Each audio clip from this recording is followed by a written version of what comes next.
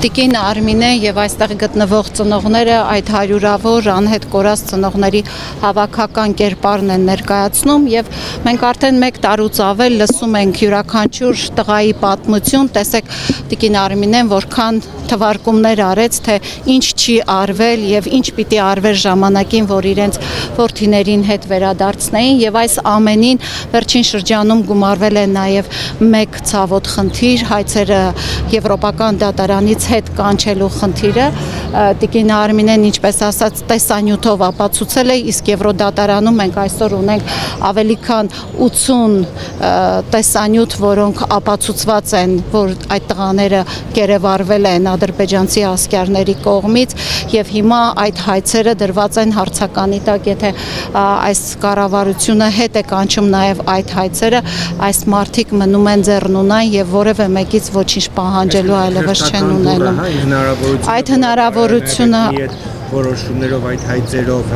կարգավորվեց, սա եւս փակվում է։ Այո, այդ դուրը եւս փակվում է, որովհետեւ տեսեք վերջին շրջանում այսպես մի քիչ տեղաշարժ եղավ, Եվրամիությունում բանաձև ընդունեցին, ՄԱԿ-ի մարդու իրավունքի հանձնակատարը մեր այս վերջին շրջանի ակտիվության ֆոնի վրա կարծես թե ինչ որ բան տեղից շարժվում էր եւ հանկարծ կառավարությունը այստեղից հայտարարեցին, որ իրենք այս ծնողների երեխաների հայցերը հետ են բերելու։ Ես կարծում եմ, որ որևէ մեկը կլինի երկրի վարչապետ, թե կլինի ով, որևէ մեկը իրավունք չունի, դա մարդու իրավունքի կոպիտ խախտում է,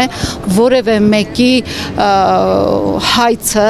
եվրոպական դատարանից հետ բերելու, որովհետև այդ տղաները առաջին հերթին այս ընտանիքների անդամներն են եղել, մեր պետության զինվորներն են եղել, ուստի որևէ մեկը կարծում եմ դրա իրավունքը բացառապես չունի, որ այս հայցերը հետ բերի։ Մեր նմանատիպ հայցեր էլ ադրբեջանական կողմն ունի ընդդեմ Հայաստանի եւ խաղաղության դարաշրջան կամ խաղաղության պայմանագիր կնքելու համար դրանք այն քայլերն են, որոնք պետք է իրականացվեն։ Իսկ Ադրբեջանը ինչ չի, ես չգիտեմ, Ադրբեջանը այդպես հստակ չի ասել, թե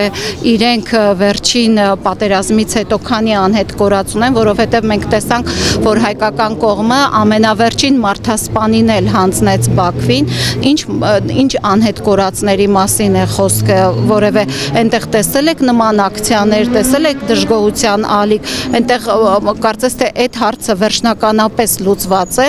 եւ իսկ Ադրբեջանը ամեն օր կարող է նոր պահանջներով դիմել եւ մերոնք հաստատի ուզում են, որ ընդամենը այդ սողացող խաղաղության թուղթը կարողանան ստորագրել։ Ակցիայի նպատակը որն է։ Կա ինչ-որ նորից գրություն, նամակ ուղղված կառավարությանը։ Ոչինչ չկա ուղղված, այսպես ծնողների հետ պայմանավորվեցինք, որ լռության ակցիա ենք իրականացնելու, որովհետև այս ծնողները այսօր ուզում էին փարվել իրենց տղաներին, գրկել, ստանալ իրենց տղաների ծաղկեփունջը, ինչպես տեսակ Տիկին Արմինեն էլ ասաց, ես առավոտյան ծաղիկներով էի գալիս, ասաց, որ չեմ ուզում որևէ ծաղիկ ոչ մեկից, ես իմ տղայից եմ ծաղիկ ուզում, Ռուզանա ջան, մի արեք նման, այս մարդիկ այս օրով ուզում էին իրենց տղաներին գրկեին պարզապես, նամակներ հանձնել ենք, շատ ենք հանձնել, տեսնում եք դուք էլ ՄԱԿ, դեսպանատներ, ՄԱԿ-ում որոշակի աշխատանքներ կատարվել է, առաջիկայում նաև հանդիպում կլինի, մնացածը ավելի բաց կխոսենք, նաև ԵՄ գրասենյակի մոտ ենք լինելու առաջիկայում, որովհետև երբ որ թողնում այս շենքում կամ մյուս շենքերում նստածներին, տեսնում եք մայրը որքան բացեր թվարկեց, որ այս 5 տարվա ընթացքում այդքան պարգևավճարներ ստացող պաշտոնյաները կարող էին վերջապես քննել այդ հարցերը, չէ՞ որ սա հումանիտար ցավոտ այս ընտանիքների լույսն ու ցերեկը խառնող, գիշերը խառնող հարց է, ինչպես կարող են